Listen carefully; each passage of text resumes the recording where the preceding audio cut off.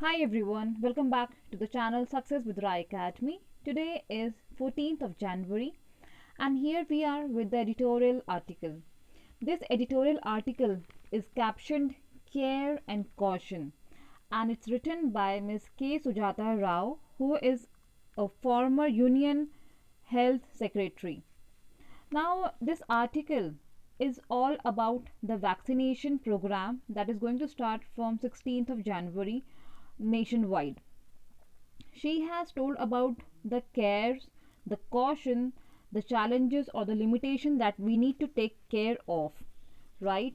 So she has written here, people's confidence is a must for a successful rollout of the COVID-19 vaccine. यानी कि Covid 19 vaccination में लोगों का बहुत ही ज़्यादा कॉन्फिडेंस, लोगों की भागीदारी, जन भागीदारी बहुत इम्पॉर्टेंट है इस प्रोग्राम को सक्सेसफुल बनाने के लिए। इन्होंने इस आर्टिकल में ये लिखा है that finally it is important to understand that vaccination is an incomplete solution to ending the epidemic since the virus is mutating। इन्होंने इसमें ये चेतावनी भी दी है। ये चेतावनी देते हुए इन्होंने ये कहा है कि जो वैक्सीन है, जो कोविड 19 जो वायरस है, सॉरी, जो ये वायरस है, ये लगातार म्यूटेट हो रहा है। जैसे कि अभी आपको पता है ब्रिटेन में पूरा लॉकडाउन फिर से लगाया गया है। ये इसलिए लगाया गया है क्योंकि कोविड जो वायरस है, इसका जो म्यूटेंट आ गया है वो और भी ज़्यादा स्ट्रॉन्ग है और भी ज़्यादा हार्मफुल है। तो ये बोला गया है कि ये जो हमारी वैक्सीन तैयार हुई हैं, जो 2 वैक्सीन आई हैं, कोवैक्सीन और कोविशील्ड, नो डाउट कि ये एक बहुत बड़ा एक स्टेप है और इतनी जल्दी कोई वैक्सीन आ जाना ये अपने आप में एक बहुत बड़ी उपलब्धि है इंडिया के लिए। बट हमें सावधानी बरतनी होगी क्योंकि ये पूरा एक सक्सेसफुल सोल्यूशन नहीं है फ़िलहाल, क्योंकि ये वायरस म्यूटेट हो रहा है। इसके नहीं पता भी और कितने इसके प्रकार आ सकते हैं। And the need of the our is winning this battle. Covid 19 pandemic को बैटल बोला गया है जिसने इंडिया को ड्रेन कर दिया है इकोनॉमिकली, क्योंकि इकोनॉमी हमारी बहुत नीचे जा चुकी है। ऑल दो ग्रो कर धीरे धीरे ग्रोथ ले रही है बट बहुत डिप कर चुकी है। सोशली एंड साइकोलॉजिकली इसने सोशल लेवल पे लोगों को बहुत हार्म किया है, प्लस साइकोलॉजिकल जो कि ज़्यादा इंपॉर्टेंट है, माइंड को इम्पैक्ट किया है। अब इन्होंने यहाँ पे बात करी है गुड पॉलिसी की, कि एक गुड पॉलिसी या फिर एक गुड प्रोग्राम की 4 बेसिक क्राइटेरियाज होते हैं। तो फर्स्ट पैरा में इन्होंने ये चीज़ बताई है। अब वो 4 क्राइटेरियाज क्या है एक गुड पॉलिसी की, वो है क्लैरिटी एंड ऑब्जेक्टिव, कि जो ऑब्जेक्टिव होना चाहिए किसी भी प्रोग्राम को कैरी करने के लिए, ड्राइव करने के लिए, वो भी नेशनल लेवल पे, उसके लिए ऑब्जेक्टिव होना चाहिए कि वो हम कर क्यों रहे हैं। दूसरा, हमारी स्ट्रैटेजी क्या है, क्योंकि हर एक गोल को अचीव करने के लिए स्ट्रैटेजी होनी चाहिए। जब तक स्ट्रैटेजी नहीं होगी कि किस लेवल पे क्या करेंगे, कौन कौन क्या रोल निभाएगा, तब तक हम अपने मोटिव पे पहुंच नहीं सकते। तीसरा है फाइनेंस, कि कितना पैसा लगेगा, कितना कैपिटल लगेगा, कहाँ से पैसा आएगा, ये तीसरा क्राइटेरिया है। और चौथा है आउटकम, कि चलो ऑब्जेक्टिव क्लियर है, स्ट्रैटेजी भी सही है, फाइनेंस भी हमारा आ चुका है, बट आउटकम क्या होने वाला है। तो किसी भी ड्राइव को सक्सेसफुल बनाने के लिए ये 4 क्राइटेरियाज चाहिए। फॉर एग्जाम्पल, पोलियो वैक्सीन जो था उसका ऑब्जेक्टिव था कि हमें इसे पूरी तरीके से इरेडिकेट करना है, और ये सक्सेसफुल भी रहा। और ये एक बार आप वैक्सीन लगवाइए, बच्चे को लगवा दीजिए 5 साल से पहले, तो वो लाइफ के लिए क्योर हो जाता है, राइट, उसको पोलियो नहीं होगा। दूसरा एक एग्जाम्पल है फ्लू का जो वैक्सीनेशन होता है वो हर साल करवाना होता है, क्योंकि वो 1 साल तक के लिए ही आपको क्योर कर सकता है, तो वो आपको हर साल करवाना होता है। तो यहाँ पे ऑब्जेक्टिव्स क्लियर थे, तो इसमें बोला गया है कि इस कोविड वैक्सीनेशन जो प्रोग्राम है इसके भी चारों क्राइटेरियाज क्लियर होने चाहिए, लेकिन अभी तक ये चीज़ क्लियर नहीं है। कोविड वैक्सीन रोल आउट जो होने वाला है 16 जनवरी से पूरे नेशन वाइड होने वाला है, और उसमें जो हमारा टारगेट है वो है 30 करोड़ लोगों को जुलाई तक वैक्सीनेट करवा देना है। अब इसके कुछ लिमिटेशंस हैं, इसमें इन्होंने 4 लिमिटेशंस को हाईलाइट किया है। सॉरी, हाँ, तो 4, जस्ट अ मिनट। तो यहाँ पे जो जो सेकंड पैराग्राफ है, इसमें इन्होंने, मिसेस राव ने 4 लिमिटेशंस को हाईलाइट किया है। पहला लिमिटेशन ये है कि इस कोविड वैक्सीन रोल आउट में जो डेटा हमारे पास है वो क्लियर डेटा नहीं है, और ये दोनों वैक्सीन के लिए बोला गया है कि हमारे पास कोई भी क्लियर डेटा नहीं है, ना ही ये इंफॉर्मेशन है कि ये हमें प्रोटेक्शन देगा पूरे लाइफ टाइम के लिए, या फिर 1 साल के लिए, या फिर 6 महीने के लिए। अगर कोई इंसान वैक्सीनेट अपने आप को करवाता है, वैक्सीनेशन लगवाता है कोवैक्सीन का या कोविशील्ड का, तो हमें ये नहीं पता कि वो लाइफ टाइम के लिए हमें प्रोटेक्ट करेगा या फिर 6 महीना 1 साल के लिए करेगा।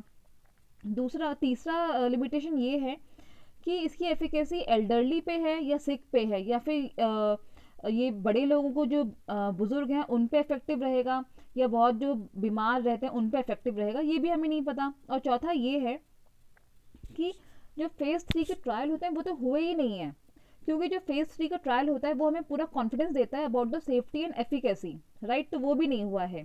तो ये 4 लिमिटेशंस थे। तो गवर्नमेंट ऑफ इंडिया ने जो अपनी स्ट्रैटेजी अपनाई है वो इसने इन चारों लिमिटेशंस को देखते हुए स्ट्रैटेजी अपनाई है, राइट।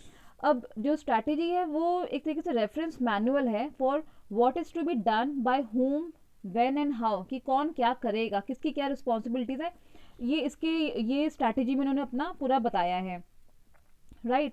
इन्होंने जो एक्सपीरियंस इन्होंने लिया है वो नेशनल कैंपेन्स जो इनके रन हुए थे पिछले 3 डिकेड्स में for eradicating polio and other 14 vaccines के लिए इन्होंने नेशनल कैंपेन्स रन किए थे, जिसको यूनिवर्सल इम्यूनाइजेशन प्रोग्राम भी कहा जाता है। इस प्रोग्राम के थ्रू उन्होंने पोलियो को इरेडिकेट किया था, पूरा जड़ से ख़त्म किया था। प्लस 75% चिल्ड्रंस जो थे उनको 14 वैक्सीन से प्रिवेंट किया था, राइट, यानी कि उन्हें 14 वैक्सीन प्रिवेंटेबल डिजीजेज से क्योर किया था। अब इसमें उन्होंने बहुत सारी रोल्स एंड रिस्पॉन्सिबिलिटीज़ और क्या क्या कौन कौन करेगा ये सब बताया है।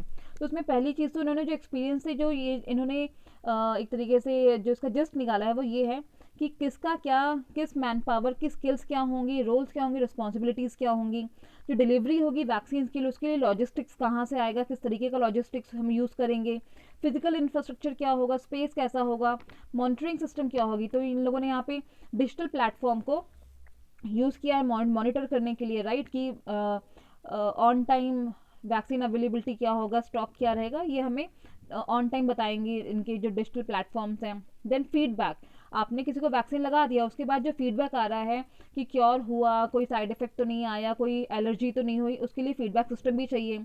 अब इस पूरे कैंपेन में ऑल ओवर इंडिया की गवर्नमेंट ऑफ इंडिया की 19 डिपार्टमेंट्स और ऑर्गेनाइजेशनल डोनर ऑर्गेनाइजेशंस काम कर रहे हैं। सबसे इंपॉर्टेंट रोल निभाया है एनजीओज ने, जो कि national level, state level, district और ब्लॉक लेवल पे काम कर रहे हैं, राइट। जो गाइडलाइंस है वो प्रायोरिटी क्राइटेरिया को देखते हुए लिया जा रहा है। तो सबसे पहले केयर गिवर्स जो है उनको वैक्सीन किया जाएगा। फिर जो फ्रंट लाइन वर्कर्स हैं, यानी जो फ्रंट लाइन वर्कर्स हैं हेल्थ के, डिफेंस के, म्यूनसिपैलिटी के और ट्रांसपोर्टेशन उनको वैक्सीनेट करवाया जाएगा। उसके बाद उन लोगों का जो 50 ईयर्स के ऊपर के हैं। और चौथा जो क्राइटेरिया है वो 50 ईयर्स के बिलो, अगर जो कि डायबिटीज़ या फिर हाइपरटेंशन या फिर कैंसर या लंग डिजीज से सफ़र कर रहे हैं। तो ये थी कुछ उनकी गाइडलाइंस, राइट। तो इसमें इन्होंने एक चीज़ और, एक लिमिटेशन बताई है कि जो अर्बन एरियाज़ हैं, जो शहर हैं, उनमें एक चैलेंज ये है कि वहाँ पे प्राइवेटाइजेशन ज़्यादा है, राइट। क्योंकि जो गवर्नमेंट की स्कीम्स हैं वो अर्बन एरियाज़ में, शहरों में ज़्यादा नहीं यूज़ किए जाते हैं।